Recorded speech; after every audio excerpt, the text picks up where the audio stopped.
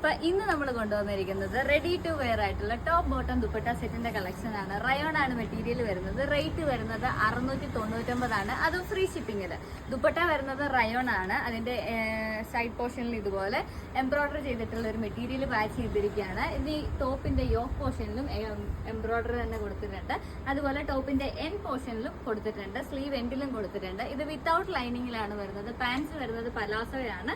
പലാസോയിലും ഇതുപോലെ എൻ പോർഷനിൽ ഒരു എംബ്രോയിഡറി കൊടുത്തിട്ടുണ്ട്.